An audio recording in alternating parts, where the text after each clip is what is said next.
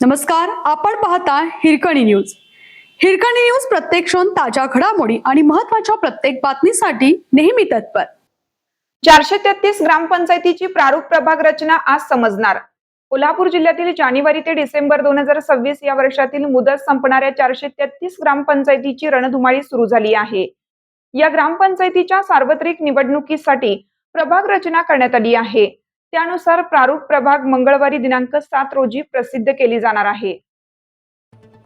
नगरपालिका, महापालिका आणि जिल्हा परिषदेच्या निवडणुकीनंतर आता ग्रामपंचायतीच्या निवडणुकांचा धुरळा लवकरच उडणार आहे. मे अखेर अथवा जून महिन्यात निवडणुकांची शक्यता आहे. या कालावधीत त्या झाल्या नाहीत तर पावसाळ्यानंतर सप्टेंबर-ऑक्टोबरमध्ये या 433 ग्रामपंचायतीसाठी मतदान होण्याची दाट शक्यता आहे. त्याची प्रक्रिया जिल्हा प्रशासनाकडून सुरू आहे. प्रारूप प्रभाग रचनेवर दिनांक 7 ते 13 या 7 दिवसात हरकती घेता येणार आहेत. सूचना करता येणार आहेत. दाखल हरकतींवर 16 पर्यंत सुनावणी घेतली जाणार आहे.